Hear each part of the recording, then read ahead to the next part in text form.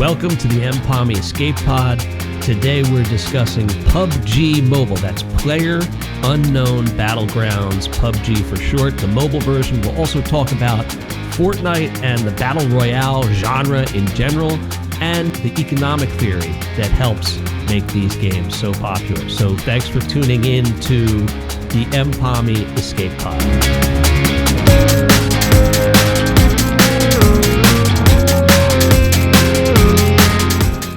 All right, the crowded and super successful Battle Royale sector of the video game market.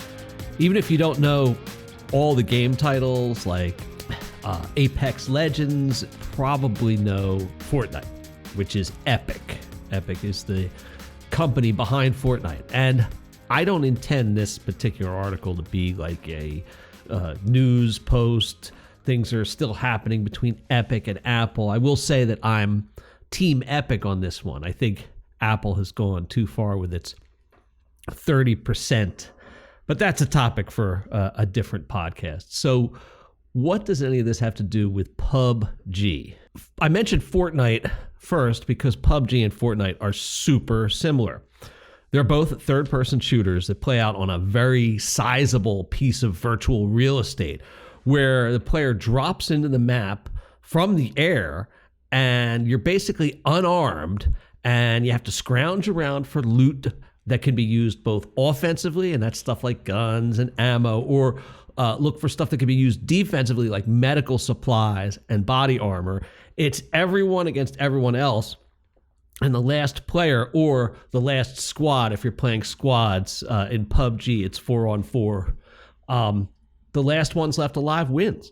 And all the players, this took me a little while to figure out, all the players are gradually being herded into a smaller and smaller space on the island or the particular bounds of the Battle Royale. So even if there's only a few left at the end, they're all kind of pushed together, and that means they can find each other and finish the game. Games take about 15 to 30 minutes. All right, let's take a step back and talk about guns and shooting games. I am a parent of an 8-year-old boy who is very energetic and emotional.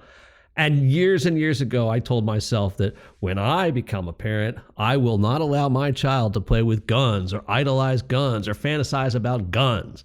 But reality has a funny way of smacking you across the face. So first, there was a Nerf gun, which I resisted forever.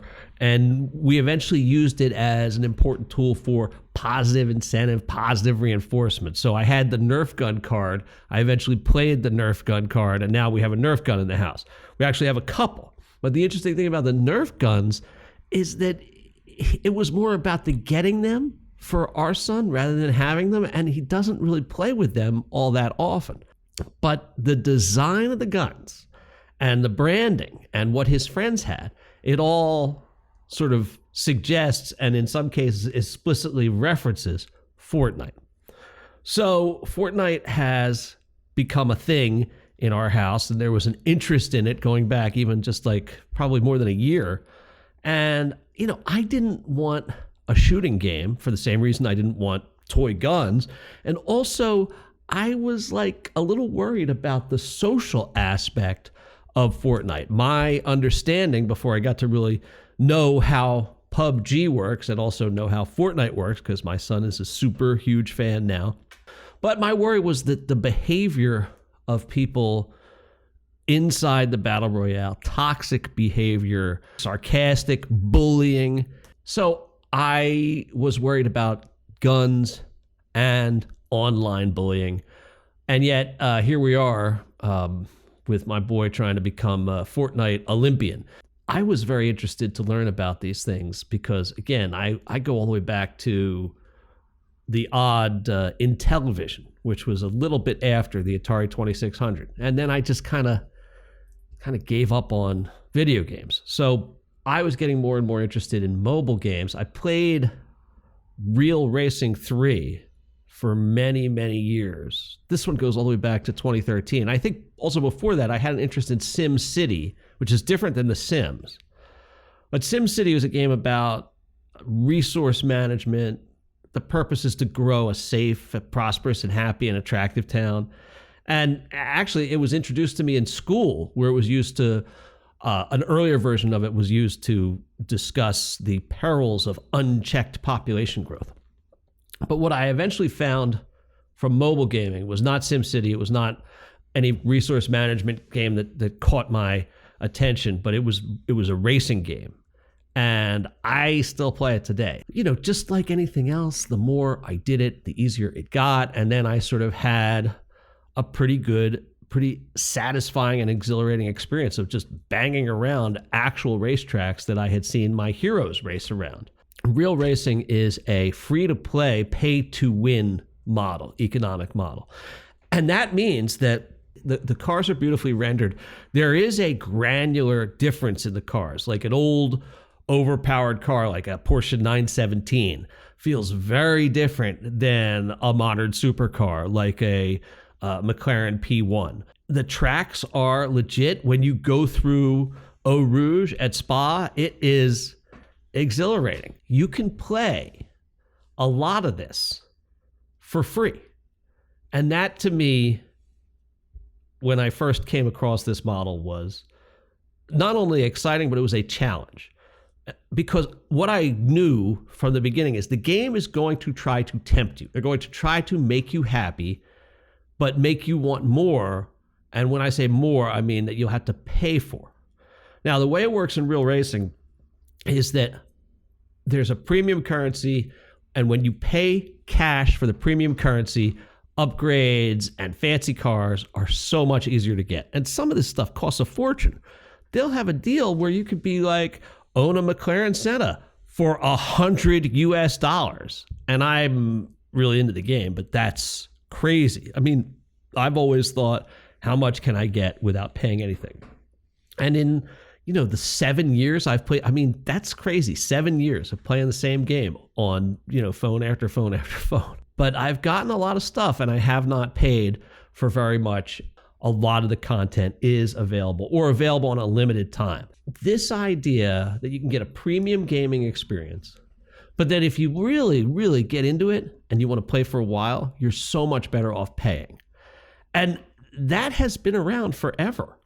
For some reason, that works. I don't want to get into the psychology of it or the economic modeling of it, but this idea where you can get a beautiful game, a game that works great, and pay nothing for it as kind of a trial run or a free promo period, that's really cool. That brings me to Fortnite. And Fortnite has a similar structure where it's free to play and it's super premium. But the economic motivation is not that you will win more or level up more quickly if you give them US dollars. In Fortnite, the goodies that you pay for are cosmetic. So if I'm a person who has spent a fortune in Fortnite, I could drop into the map and there I would be in my beautiful costume with my great looking gear, but it's all the same. I still have to go around. I still have to look for stuff. I still have to get ammunition. I still have to get medical supplies. And that means a person who has just started and not paid any money really has the same chance, but for experience, but for my having, supposedly had experience of knowing the map and knowing the strategy and knowing where to find the goodies. But everybody comes in on a equal footing. And that is sort of an interesting concept. That's very different from what you get with real racing. So how do you turn 350 million users of this premium game into money and into a lot of money? And the answer is with an endless supply of imaginative and beautifully rendered costumes, weapon skins. So if I own a weapon skin, when I collect the basic assault rifle, once it's in my hands, it assumes the appearance that I've paid for. And that works with all the things you find, and it works with your costume. You really can stand out and make your gaming experience much more personalized and unique. That's the stuff that costs money. And one of the things I really like about the way Fortnite does this, and it's also the way PUBG does it, is that you are paying for the whole season. So you can do microtransactions. You can go a la carte with everything. But one of the things that I wanted to do was to see how much value do you get in the bundle. And it's not like the subscription entitles you to everything and you just get everything for paying once in advance for it's a month, it's 2 months. I think the one in PUBG was 3 months. It was $10. I think it's $8 for maybe 2 months in Fortnite. So you don't get handed a pile of stuff. You actually do get handed some stuff, but it's more that you have easier access to things in PUBG. You have access to exclusive things, exclusive rewards. So less effort is involved to get more goodies. And the goodies in PUBG and the goodies in Fortnite are all, but they're all pretty much cosmetic. They do not change your ability to have success in the game. You're having an opportunity to use these looks, these skins, these appearances, even dances, to outdo your neighbor, to not only keep up with, but surpass the Joneses so that everybody can see how special and creative or how rich you are. All right. So I started my journey to understand Fortnite during the pandemic, during the lockdown. And one of the things that immediately, like right away, I mean, I had heard of the game. I was aware that there was a game called Fortnite. I had no idea what the gameplay consisted of. And I immediately found out that you have the ability to interact with a bunch of people in a way that closely mimics stuff that you might do in real life. Not like that you would shoot each other, but that you would play paintball and that you would socialize in a way that involved dancing and that you would explore together. And you have this vast environment that, but other than sort of the shrinking that goes on to move everybody to the middle, it's all open-ended. You can move around and do what you want. Now, there's people trying to kill you. There is a prescribed path of success where you have to try and kill them, but there's also a million things hidden around the island to go look at. And you can, if you find certain items, you can get certain cosmetic rewards. And to me, the ability to roam around in a really big three-dimensional space, and there are hills, and there are buildings, and there are trees. These spaces are significant. I mean, the interior design of the buildings is maybe not so fabulous. They act as interior spaces that actually enlarge this giant map. So how big is the map? The map in Fortnite is about 7 square kilometers. There's vehicles that you can get into and use them to travel across the map if you don't feel like walking or running the whole time. That includes boats, helicopters, cars. There's a golf cart. If you do spend a lot of time on your feet, one interesting thing about both PUBG and Fortnite is you don't get tired. But as the game wears on, you got to keep moving, and using a vehicle will definitely get you from point A to point B much faster. All right, so the violence, I didn't like the idea of my 8-year-old being engaged in a violent video game experience. And it's not just the idea of inflicting pain and suffering on other people by means of firearms and other weapons. It's not just that gets sort of normalized in some weird way by playing video games, but it's also the emotional toll of that with the experience of being on the receiving end of those violent expressions. So, of course, I'm the same dad who let my son watch Jaws at age 6. I mean, Fortnite does do a half-decent job of toning down the violence so that it is more of a cartoon experience. It's certainly much less blood and gore than my boy saw in Jaws 2 years ago. Now, we can quibble over the euphemistic use of the term eliminate as a substitute for the word kill. They say you don't get kills, you get eliminations. But the game experience itself, taken away from the implications, if it's fair to do that, is not too discomforting. All right. So I only have limited experience with Fortnite. I mean, I've watched my son play it a zillion times, but I haven't played it a lot myself. I don't have a lot of experience. I guess I played a couple times and I did feel like, oh yeah, this is how it's supposed to work. It's very exciting, but I just didn't get hooked. And there's one aspect of Fortnite that I just have not been able to get interested in. I don't want to try it. I'm not curious about it. To me, it just feels excessive, and that's editing, which means building towers and walls and fortifications. See, Fortnite, get it? Now, it's actually easy, but to me, it seemed non-intuitive because really, whereas so much of the other stuff you do in these games does mimic reality, the ability to just snap your fingers and make a wall appear or to make a triangle appear that you can climb up like a set of stairs, to just make these things appear out of nowhere, to me, that felt inconsistent with the rest of this world. What I like about PUBG is there is no building, there is no editing. You're stuck with just the terrain and structures that are already on the map. I mean, overall, when you hear people talk about PUBG, they're going to say, oh yeah, it's more realistic. I don't know how realistic it is, but it doesn't have the ability to just like snap your fingers and have walls and stairs and roofs appear. That's not part of this game. Other than that, PUBG and Fortnite are really similar. Like I said, you parachute in, you gear up, you kill everybody. Squads are 4 players in both games, and you can either work with friends, which I imagine is really cool, or you can work with randoms.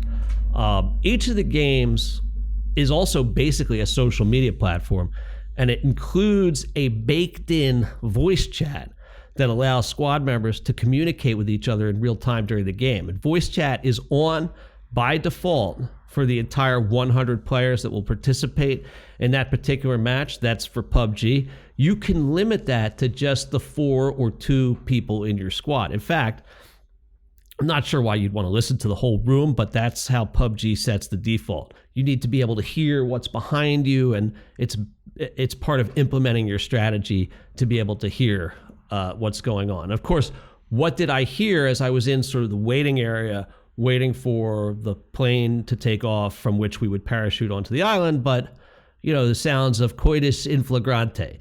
And I luckily turned down the volume before my son could ask what the hell was going on.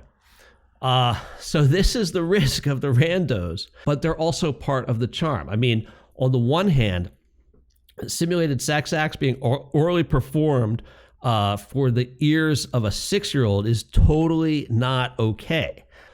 But most of the time for my PUBG experience, I've either had nobody to talk to, or I've had, you know, half decent people to talk to. I remember one time I was very early in my experience of playing the game, and there was a person who'd been playing for a while. The guy talked me through a great game. He was, you know, giving me strategy and suggestions, and he was really nice about it.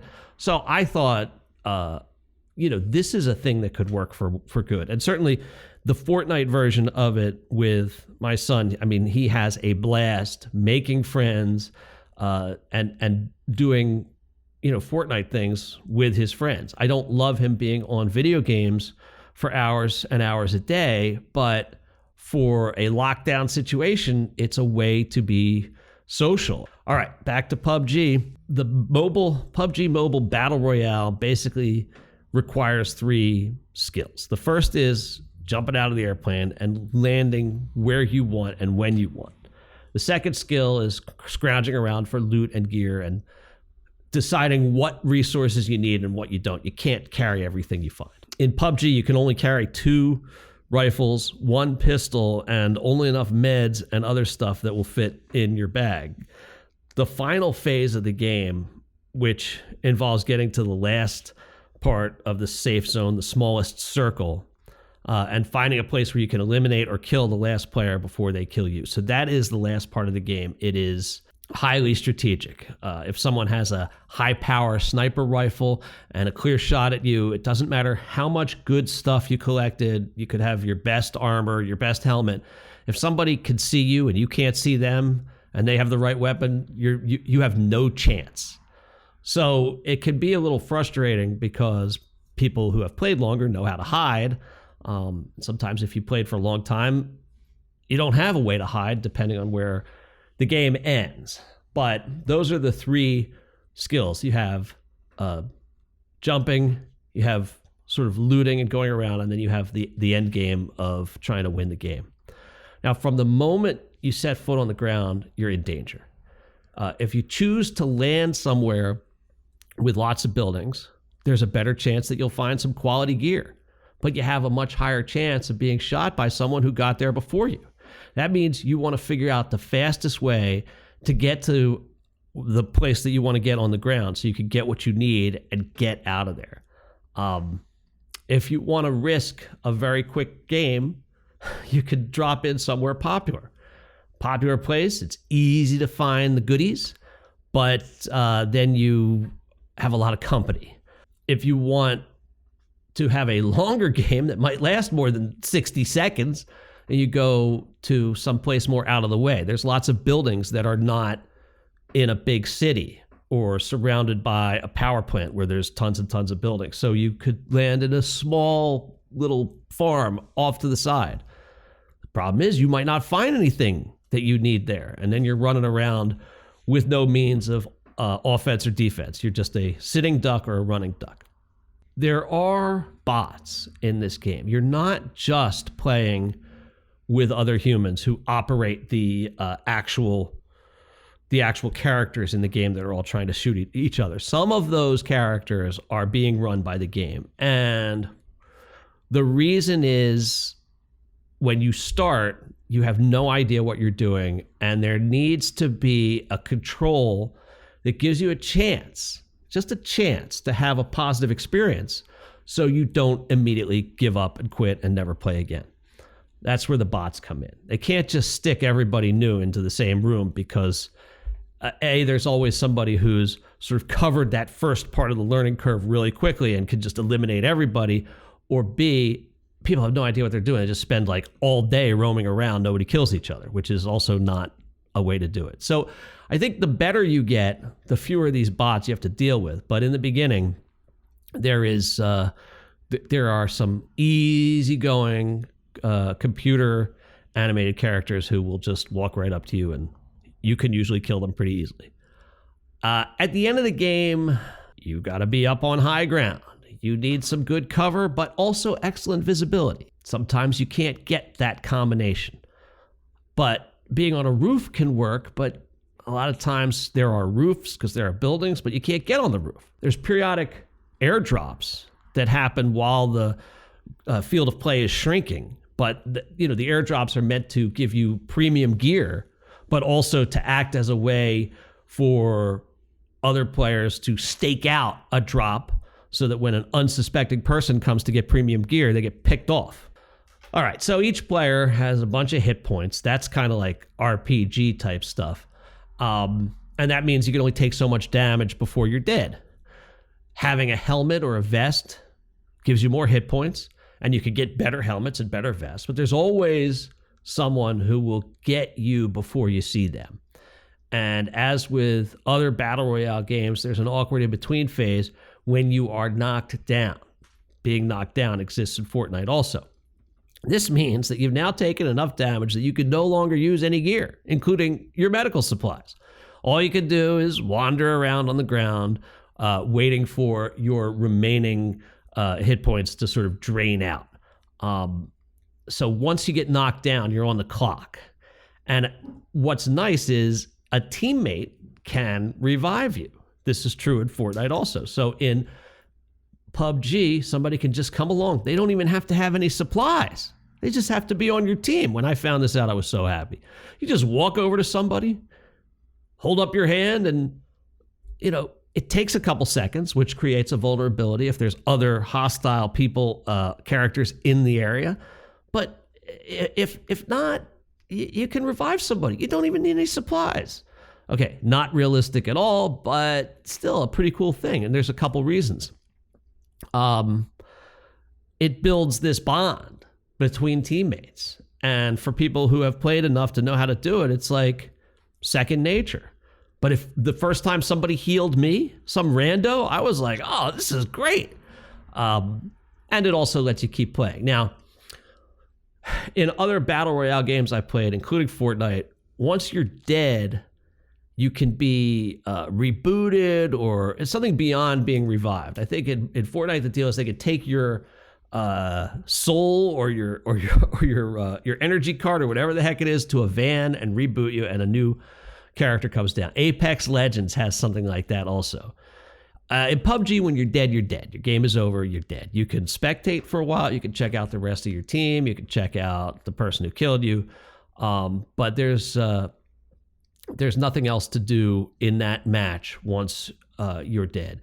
You get knocked down. You've got a period of time between getting knocked down where you can get revived. If you're playing a solo game, no one can revive you, so you're just kind of waiting for the game to end. And that's how your game can end. Obviously, if nobody knocks you down, if nobody eliminates you or kills you, you win the game. I want to talk for a minute about algorithms. I love finding new multiplayer games that are free to play because there's this common idea of matching you with other players to provide the best user experience.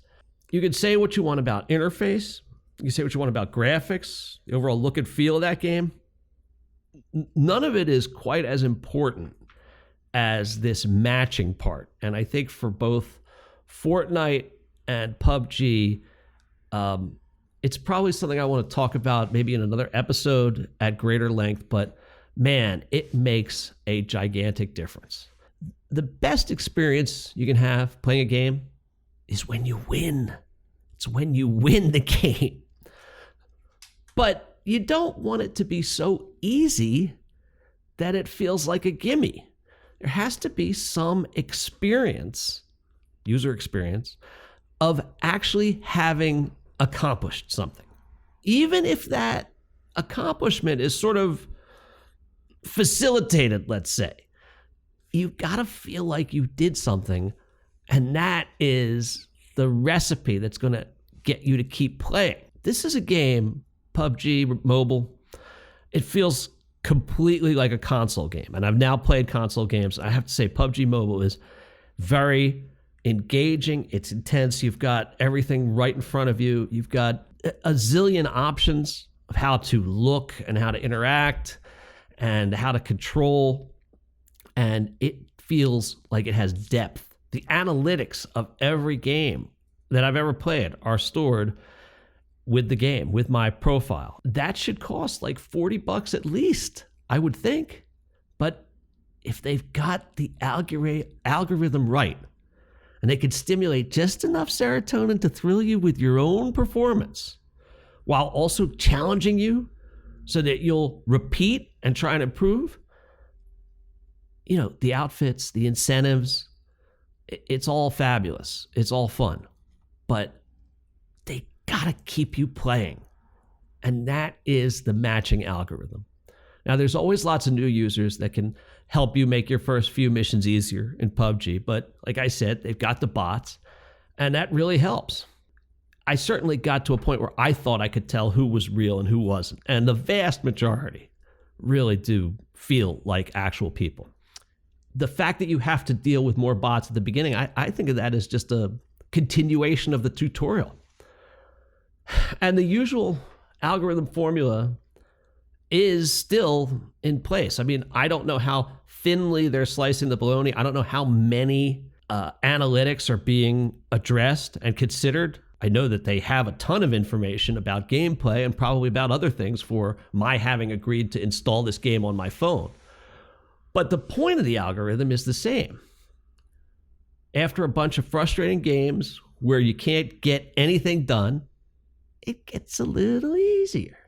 And then you have some more success, and then it gets a little harder. And it's this push-pull that we find in every one of these games. And this algorithm works. And I think it's not a question of what your end point is. You know your end point. It's this little tug of war, this little back and forth. You can't frustrate somebody so much that they walk away. You got to know how much to frustrate them to the point where they'll keep trying to get better. And then if they get too frustrated, you've got to give them that positive reinforcement of a few easy games. And this is the matching algorithm. And it does seem to work. because we see it on so many games. Part of my mission with the escape pod is to get away from the persistent hellscape of reality. And I would not think that the disturbing violence of PUBG Mobile would be much of an antidote, but the difference between me in real life and me online in these games is vast. It feels cathartic. I mean, I'm impressed with the realistic rendering of the weapons and the way they all sound different. There is a conscious appreciation of these machines of war, just like I have for exotic cars. I still marvel at the technology and the capability. There's artistry, there's emotion, even with the weapons, I think. It's easy to say that when none of it's real. I don't want one for myself. And that goes for exotic cars and that goes for guns. I have no interest in bringing what I see in these video games into real life. Maybe that's because I'm an old man, but there's something about being able to dip into that fantasy world. It's like, takes me back to my Arnold Schwarzenegger days of Predator and Commando. You know, there's a lot of tedious and problematic and probably very, very young people playing these games. And I'm not sure how this level of simulation affects them. I don't know what result it's having on some of the different types of people, but the concept of playing with people that I already know, as opposed to like algorithm-aided matching, is really appealing. And now that I understand the platform, it's like, it's so easy. So if you're already playing or you want to try, and I'm going to continue to have PUBG on my phone, probably not on my iPad. It takes up a lot of space, but I would love you to hit me up. And I'm thrilled to have gotten to know some of the aspects of how these games work and maybe a little insight into why they are successful. So that's going to do it for today's Escape Pod. Thank you for listening, and maybe I'll see you out in the PlayerUnknown Battlegrounds.